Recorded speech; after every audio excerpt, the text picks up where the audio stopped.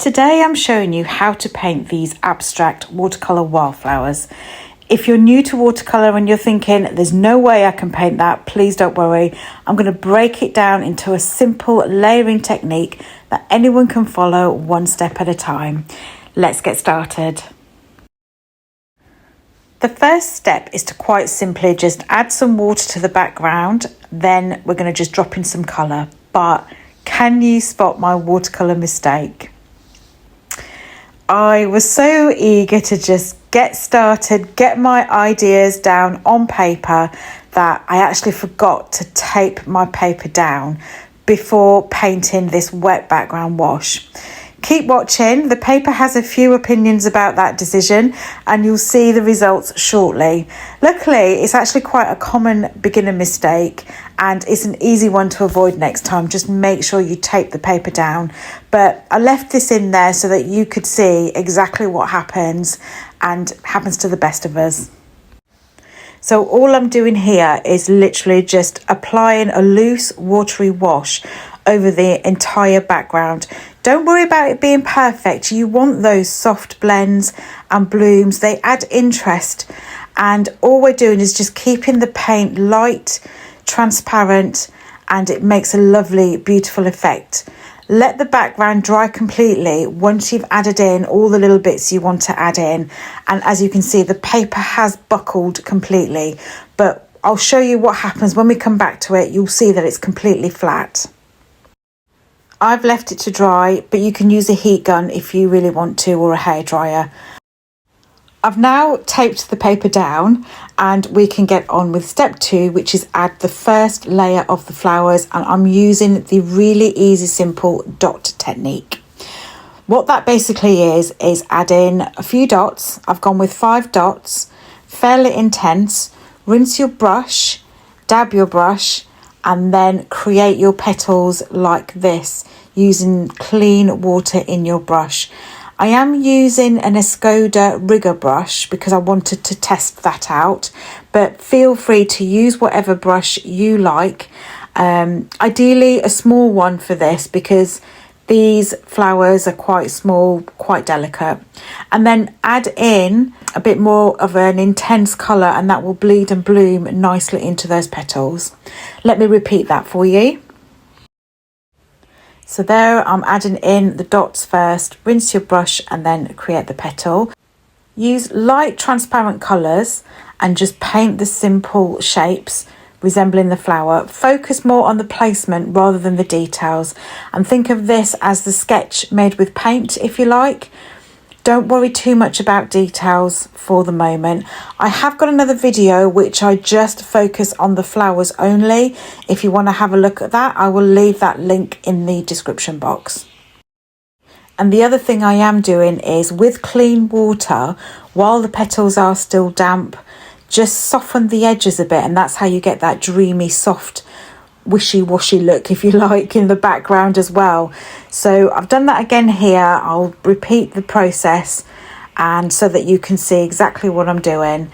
Make your petals like this, rinse your brush and then just soften the edges like so. So all we're doing is just moving some of that pigment and that water about, and then we're grabbing some intense paint and popping a little bit to the centre of the flower, and that will bleed and bloom really nicely into that water. And also don't worry too much about the overlapping as well. It adds to the overall composition of the picture and it will make it look really nice. Let's add a few more flowers in and then we'll go through the next layer together as well.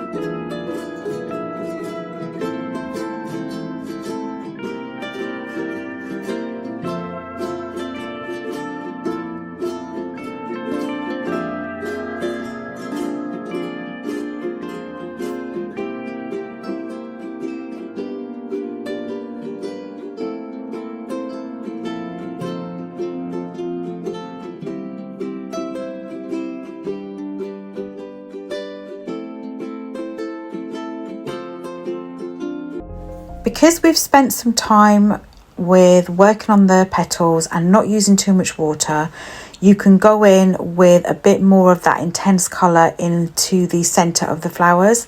Not too much, we don't want to go in too dark this early on, and we're going to add those details towards the end.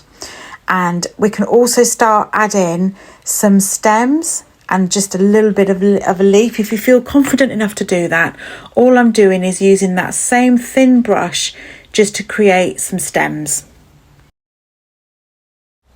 And just a reminder, this is an abstract watercolour painting full of wildflowers, and you can vary the shapes however you would like, vary the leaves. They do not have to be perfect. Just do a resemblance of leaves, or just do the stems if you are more comfortable with painting the stems like this. But it is looking really nice. This is a very thin brush as well, so I'm having to go back and forth to pick up paint and water. If you do need a leaf tutorial, I have got some on my channel. I'll leave some in the description box for you if you want to have a look at those.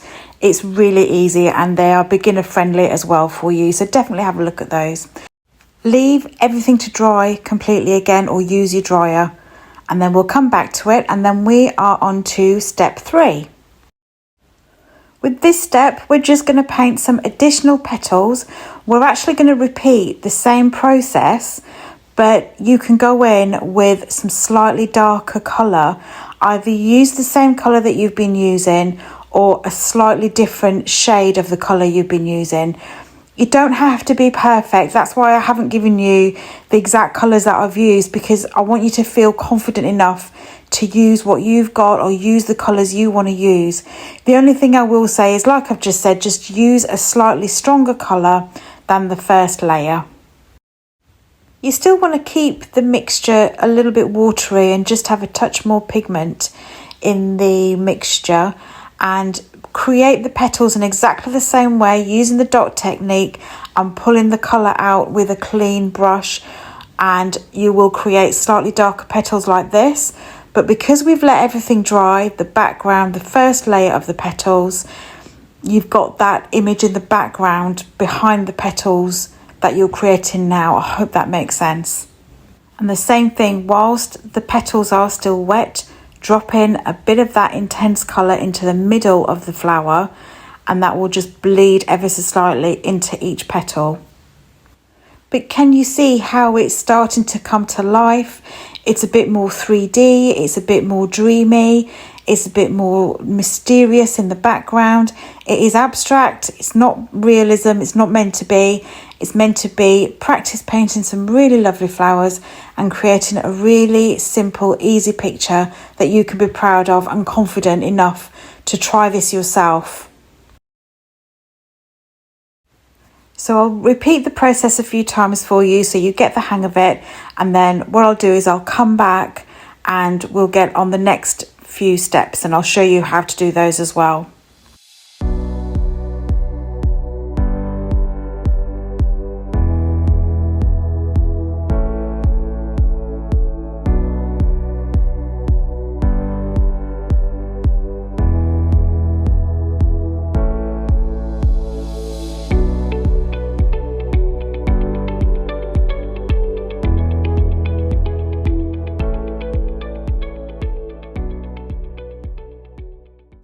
Once you are happy with your flowers so far, we can now start on step 4, and that is just starting to add the final details. Hopefully you're already using a smaller brush, but you can now start to paint the stems, the centres, any delicate line work if you want, and these just help define the flowers while still keeping the painting loose and expressive and abstract-y as well. For the stems, I find it easier to put quite a bit of paint on, not too much water, and just do the lines really quick. And then these thicker leaves, keep your brush down a little bit longer, and that helps having a decent amount of paint in a small brush. You can do this as well with a bigger brush, but you will get bigger leaves. This is my Daniel Smith set from about 3 years ago, and I'm trying to use up all the colours. But the colours I don't normally use, I still have those left. Things like the blacks, the browns, the blues that I don't use, and it was like a sample tin as well, so the colours aren't massive, but they've lasted so long. And then we are nearly done, and I'm hoping yours is looking really nice. I am on TikTok as well. If you do want to send me anything or contact me, I'm at Bloom Art by SW on TikTok as well, if you do want to send me anything. But if you use a small brush, you can create these really small, delicate leaves and stems. This stem has gone a bit too thick, so if that does happen, that's okay. Just blend it out a little bit, soften it on the edges a bit, and then just leave it, because it works. It actually works with the picture. So I'm picking up some bright red and I am going to add a little bit of splatter. I added splatter now and not at the end. There's a reason for that. So if you want, add splatter. Again, use a small brush, because I think if you use a big brush, you are going to get bigger splatter, and that might just ruin the picture that you've done already. So keep it light and delicate. Keep that in mind.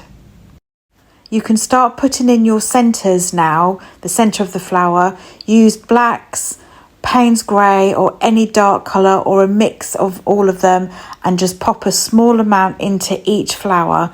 Try not to do too much because it's not completely dry yet, so just do a little bit, but hopefully it's dried off a bit so that it doesn't bleed and bloom too much now, because we want to keep the elements of the petals and the looseness and the lovely colours that you've created.